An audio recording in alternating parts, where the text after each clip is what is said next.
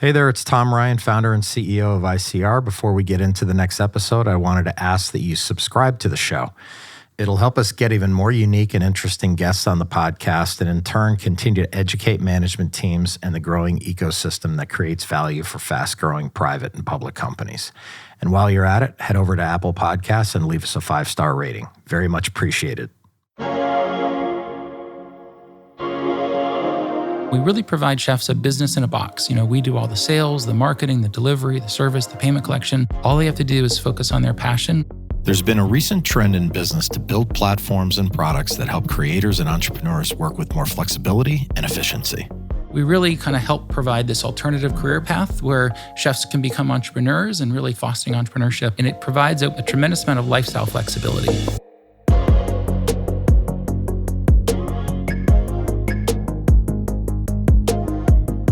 Being a public company can be hard. Small missteps can have outsized consequences. I'm Tom Ryan, founder and CEO of ICR, and over the last 20 years, we've helped thousands of companies understand and navigate the stock market and the media. We'll demystify these and other increasingly complex stakeholder groups so you can focus on what you do best, building your company and unlocking your true potential. This is Welcome to the Arena. During the pandemic, there was an explosion of on-demand delivery sites and apps focused on consumer convenience. And today's guest has gone beyond that to build a strategic service and platform that provides flexible opportunities for customers and their employees. This week, we get to sit down with Jeff Grass, co-founder and CEO of Hungry. You can find them at tryhungry.com. It's the first ever platform that connects independent chefs to the catering and corporate food services markets while improving the lives of its chefs, clients, community, and team. Hungry now operates in 13 U.S. cities and is growing at triple-digit rates. They've raised $60 million in venture capital from its investors, including heavyweights Robb, who's the founder of Whole Foods, Ming Tsai, founder of Simply Ming, Jay-Z, Usher, and Kevin Hart, among others. Jeff was also chairman and co-founder of LiveSafe, a fast-growing venture-backed mobile safety and anonymous communications platform. LiveSafe was acquired in 2020. He's also chairman and co-founder of BuySafe, a VC-backed online trust company enabling businesses to rapidly increase customer trust and make online shopping safer for buyers and more profitable for online merchants. Jeff has his MBA from Wharton and a BBA in Finance and Economics from James Madison University. Let's enter the arena with Jeff Grass.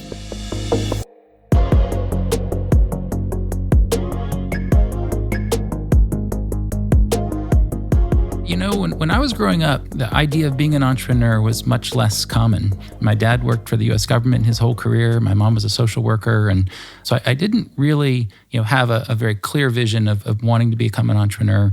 But when I look back, there was lots of entrepreneurial tendencies. I'd started my own lawn mowing business or, different things that kind of showed an interest in being an entrepreneur.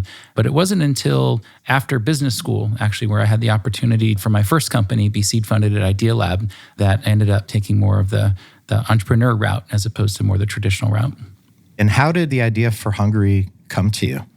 The kernel of the idea came from my co-founder. So I started Hungry about 6 years ago with two co-founders of LiveSafe that you mentioned previously, my last company. The idea was really born out of the frustrations we had. Our office was in a bit of a food desert. There wasn't a lot of choices or options nearby. And feeding the team or providing options for the team was always a bit of a struggle. And so the idea was, wouldn't it be cool if we could connect office workers with great local chefs or local cooks and, provide kind of a win-win solution? That was sort of the original idea. It was more B2C initially, but we quickly pivoted to the B2B side, focusing on office catering. There's obviously a disruption going on here with the idea. Maybe tell us a little bit about the market and kind of how you're disrupting, that traditional corporate food and events industry. Well, the market's gone through a lot of change, since we started the company. Pre-COVID, it was a $60 billion a year market. Companies had consistently been investing more and more in bringing food into the office in order to make their workers more productive, in order to enhance culture, build communication, camaraderie, lots of different good reasons for it. And then when COVID hit, the industry was devastated. Suddenly no one was in the office, there were no events happening, and was an interesting sort of challenge for our business. That's an interesting word to use. Probably the biggest challenge you faced in your career. My words, not yours, but it must have been quite startling when everything hit. Yes, it was. March 2020 was not a good month. I remember millions of dollars of sales just evaporating before our eyes as just like cancellations were flowing in, and it was a challenging time. But the team rose to the occasion, and we really, I think, triumphed through it, quite nicely. Yeah. What I was going to ask you is, I have our own small company, and when we get people together, we just kind of look on the internet. We look for like a catering company, and it seems a little dated and kind of, I don't want to say, of course, the food is really good and everything, but maybe it's less interesting than a famous chef catering something for you. How are higher profile chefs in local communities, how are they set up to deliver food to, within their restaurant, and how is the dynamic of like a catering business? How are you kind of getting in the middle of that so people really understand kind of how it works and how you're bringing those two together in a much more efficient way?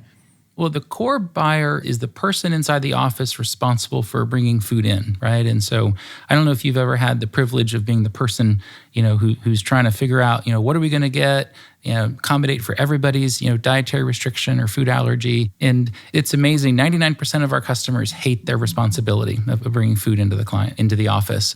It's a thankless task. Like you said, you're going online, you're looking for different options, you're trying different restaurants each time, or try a caterer here or there. And the challenge is you end up, it takes a ton of time. It's hard to please everyone. It's difficult, with regards to reliability, because, sometimes they show up on time, sometimes they don't. And then the quality of the service you get tends to be, quite variable as well. It's a responsibility that eats up a lot of time and comes with lots of hassles and headaches. And so we really designed Hungry with the idea of, how do we eliminate that, for the buyer of office food? How do we make their lives better? And so the way Hungry works is we're a platform, so we don't actually make any food. We partner with some of the best chefs in the local area. We also tap into some of the best restaurants. And so it gives us a platform of virtually infinite variety for our clients. So you come to Hungry, we can make sure you're not ordering Panera every day. You've got, really good choices, really high quality. And then most of the food is produced by chefs that cook out of shared kitchens or ghost kitchens. And these are like WeWorks for chefs. They're low-cost places for them to prepare food in a licensed commercial kitchen. And so by tapping into high-end chefs or very talented chefs, we get very high quality, but it's produced at a much lower cost structure than if you're trying to source food from a retail establishment like a restaurant that has, retail rents and lots of overhead and infrastructure and food waste. And so it allows us to provide much more value for our clients. You get, high quality food at a Panera price point with, ultra reliability and a VIP level of service, because it's our team that's actually picking up the food from the chef's kitchen, transporting it to the client site, doing the setup. We come back an hour later, we do cleanup, and we take all the hassles and headaches off of the client and just make it really reliable and smooth. Yeah, and I think you do a great job of describing the company on the website and certainly some of the press that you've gotten. But this is a really great thing for chefs, who normally are tied down in their restaurants every single night, including weekends. But they have a lot more flexibility by joining the platform. And it's almost like starting their own business in a way, right? It is, yeah. I love that you talked about the chefs, because we really provide chefs a business in a box. We do all the sales, the marketing, the delivery, the service, the payment collection. All they have to do is focus on their passion, which is cook great food at the time we need it. And it provides a tremendous amount of lifestyle flexibility. So chefs can choose when they want to be available, when not. So they can choose by day or by cooking session. And so it's challenging for many people who have a passion around cooking and want to be a professional chef. But typically, most jobs, restaurant jobs, you're working nights and weekends, right? So if you're a mom, you can't be a mom and a professional chef very well, right? It's hard to balance that. So we see we have a disproportionately higher percentage of female chefs on our platform. We have a lot of recent immigrants as well who have trouble sort of breaking into the raising capital to start their own restaurant, things like that. So yeah, we really kind of help provide this alternative career path where chefs can become entrepreneurs and really kind of fostering entrepreneurship across hundreds of chefs. And you alluded to it in one of your earlier answers, but all of this sounds so expensive, but it's actually not. And, it's almost like a win-win-win for everybody. Obviously, the end customer, who might be me, and the chef and the community. But part of that is the value that the platform delivers in terms of price. Maybe comment how you're able to do that effectively on price and kind of what is the business model itself? How do you make money? So we essentially get a wholesale price from our chef. So we work with the chefs to help them design menus that make sense for catering and sort of fit across different price points. What's nice is with lots and lots of chefs on the platform, you've got higher cost menus and lower price menus. We've got a range of different choices and options. So we can typically meet, most any company's food budget. So if you have a budget, great. Like we can help you then figure out, what are the best options for that budget. And so yes, it gives us a lot of flexibility. We get a wholesale price from the chef. We then mark it up to kind of cover our costs of delivery and service, and then make sure it's a compelling solution for our clients as well. So it really is designed to make the lives of our clients better, the lives of our chefs better, and also give back to the community in the process. So we're trying to make it a win-win-win, like you said. Yeah, really threading the needle in that way. One thing I have to ask you, Jeff, is how in the world did you put a cap table together like this? Your investor group is absolutely crazy. From the world of famous chefs and restaurants to celebrities, and then obviously the traditional venture capital. Obviously, you're doing something great to attract this kind of capital, and maybe you could just comment on how that's additive to driving value, not only for shareholders, but all the groups that you referenced earlier. Yeah, we've been incredibly fortunate with the broad range of support that we've received across, like you said, a wide range of different types of investors. I think most or nearly all have really been motivated by the purpose of the business and our approach of really trying to improve the lives of everyone we touch and creating this alternative career path for chefs as well. It's interesting, a lot of it came through chef relationships. So, we first got connected to Jay-Z through Beyonce and Jay-Z's personal chef. And we got connected to Usher through his mom that runs an incubator kitchen in Atlanta. So it's funny, you learn how much access chefs actually have, which is probably underappreciated. Yeah, Usher's going to do what his mom tells him to do anyway, so I'm sure, right? Yeah, but they've certainly helped raise the profile of the business. We've gotten way more than our fair share of press and PR, and we've been fortunate to be able to do lots of different types of special events with, each of our different, backers and celebrity backers to help elevate some of the things that are really important to us, like, helping fight food insecurity in the country and giving back and things that are important to them as well. So it's been a real win-win. Yeah, well, talking about doing the right thing, talk about the carbon neutral delivery program. It's obviously very important. You also have a give back program. Maybe you can talk about those two things.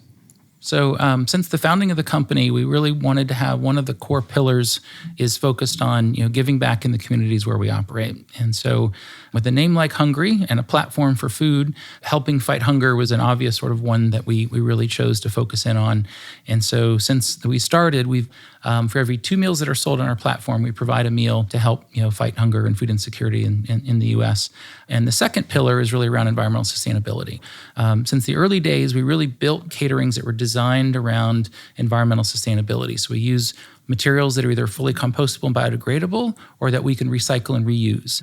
It allows us to have a very minimalistic footprint on the environment when clients use us for buffet-style catering.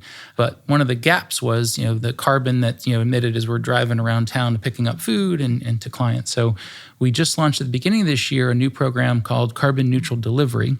It's essentially an offset program where we've started building a forest of mangroves in the Philippines. We seeded it initially with 2,000 trees and are continuing to add to it. So as we do deliveries and carbon's emitted, we provide to continue to build the forest such that the mangroves that are there will offset that carbon emission in the first year. And so part of the reason for mangroves is they're amazing at carbon sequester. They pull in 4 or 5 times what a typical tree will from a carbon perspective. And so it's just it's a small thing, but it's just trying to help with the problem, right? Raising awareness and helping do a little bit in terms of addressing some of the challenges around global warming and carbon these days.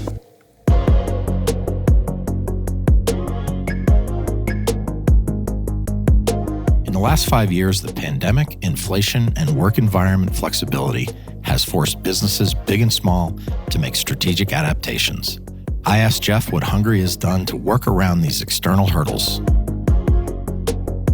Yeah, it's been a really interesting operating environment for the last 3-4 years. Just one interesting challenge after the next. It started with COVID, as we mentioned in March. Our entire business, 95% of it, went up in smoke overnight because everybody fled the offices. As a platform for office and event catering, there was suddenly virtually zero demand. It was us and the cruise ship operators were like nothing to do. And so we had a board meeting, and the discussion was, do we fire and furlough most of the team and just try to survive? And we, since the founding of the company, have had a big focus on culture and environment and team. And we really loved the team that we'd built and didn't want to, break that down. We also had chefs in our network that were depending on us, and we just felt like there's got to be an alternative path. So we decided, give us a chance to innovate our way through this. We'll find a way to the other side without firing and furloughing. And so we looked at the key advantages that we have. We built, really amazing technology around delivery and logistics that help support our core business. We have a rock star operations team. We have our chefs, and we started to roll out a series of new business lines in rapid succession. So it was, let's figure out how we get some revenue in the door quick. And some of them, worked in varying degrees, but 2 really took off quickly. So we were very fortunate. Within 60 days, we had launched what was called a virtual experience solution, where we provide with celebrity chefs, sommeliers, mixologists, and a Zoom-based, live experience where we mail kits to everybody ahead of time. So you have everything you need to participate in the experience. So it could be cooking related or mixing drinks, et cetera, and really turn that into a world-class solution. Still offer it today, but during COVID, that business just took off like a rocket and really helped carry us. The other was we used a lot of our operational team and technology to start to enable last mile food delivery. So it started very pandemic related.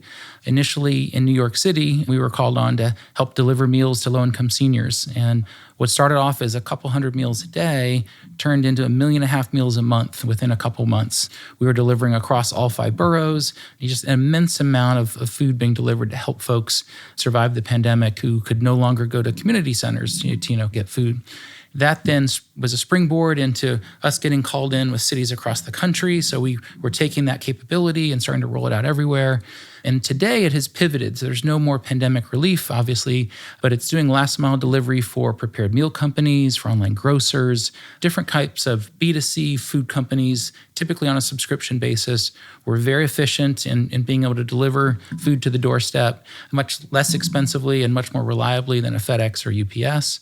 And then we can also help them transition away from boxes and cold packs that all go into the trash and use a fully sustainable model with reusable temp bags and gel packs. And so, which strips additional costs out of the packaging of the food delivery. So those are now smaller parts of our business. Is the original core has really come roaring back with return to office, but they helped us actually, we doubled sales during the course of the pandemic on the basis of mostly those 2 new service lines.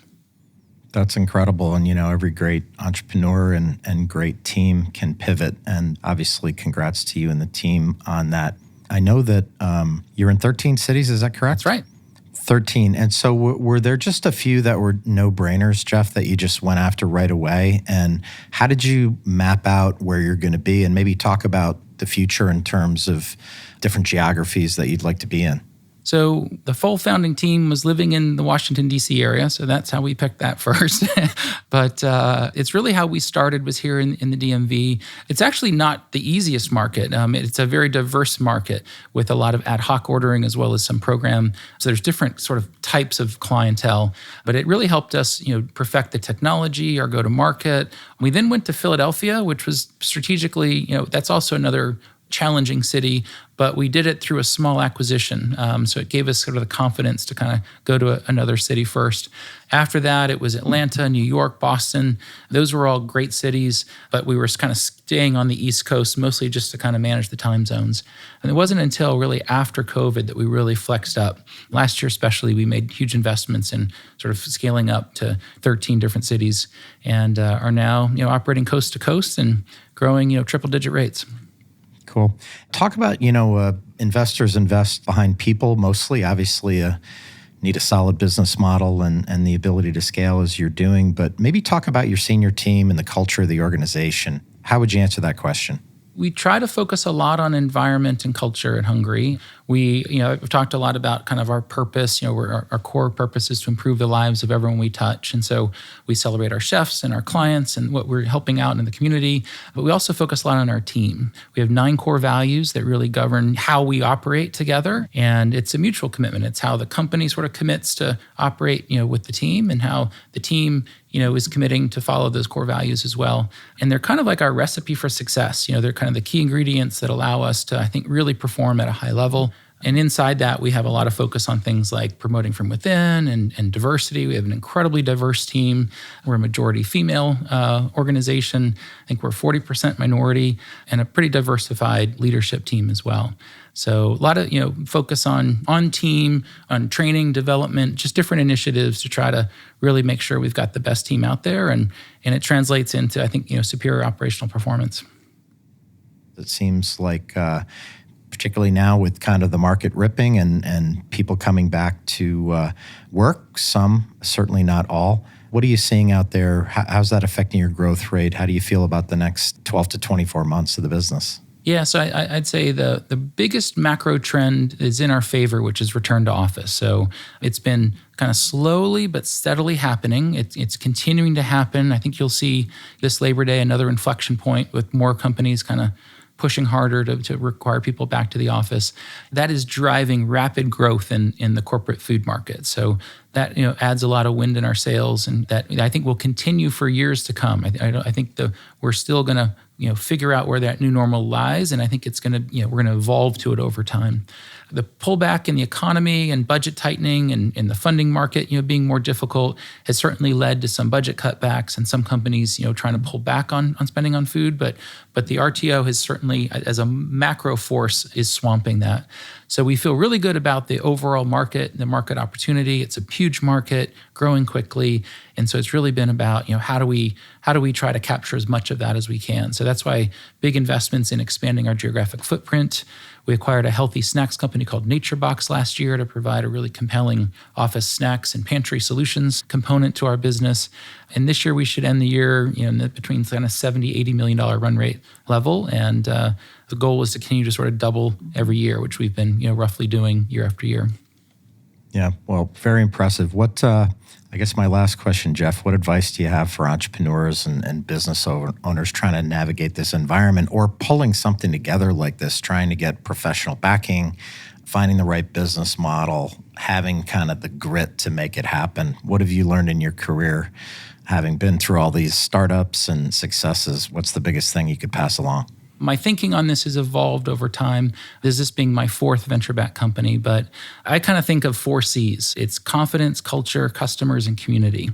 So I think confidence is you got to have a core belief in what you're doing. People are going to push, tell you all the reasons why it isn't going to work. You need to have a little bit of irrational optimism as an entrepreneur, right? And so if you don't have that, you're not going to inspire others. You're not going to bring people along on the journey. And so you've got to be able to project the future and do that with confidence. Culture, I think it's all about team. It's about building a great team, creating an environment where people love to be there, want to work super hard, and help the company drive to success. Customers, it's critically important, regardless of what business you have, is to be customer focused, really understand what their pain points are, what do they value, what's important to them, build your business around that. And that's really what we've tried to do since day one. And last is community. It's important these days to think beyond just trying to make money as a business, but how are you having a positive impact on the world? We think about it mostly through the idea of community, but there's various ways to do that. But I think every business today, I think strategically it's valuable and important, but I think it's also just the right thing to do is to have some viewpoint or vision around how you're making the world a better place. And I think if you can focus on those 4 broad categories, that's the core elements to take whatever you're going to do and make it successful.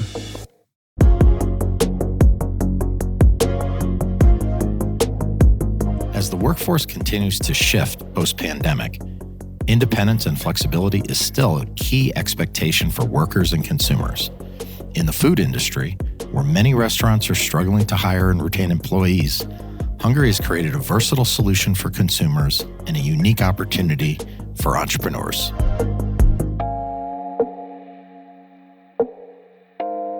Welcome to the arena. We're working really hard to bring you exciting guests and great content. If you found this episode insightful, subscribe to the show on your podcast app and leave us a 5-star rating. The more the show grows, the more interesting voices we can have on the podcast, and in turn, that should demystify a lot of the stakeholders around public companies and soon-to-be public companies. Thanks for listening. I'd like to thank Jeff Grass for joining us on the show today. It's no wonder Hungry is backed by an amazing investor group and has triple-digit sales. Their strong culture and values are a winning combination for everyone. This is Tom Ryan. We'll see you next time back in the arena. References to specific stocks are not intended to be recommendations for specific trading behavior. Comments presented on this podcast are intended for informational and educational purposes only, and do not represent opinions or recommendations on whether to buy, sell, or hold shares of a particular stock. All investors are advised to conduct their own independent research into individual stocks before making a trading decision. In addition, investors are advised that past stock performance is no guarantee of future price performance.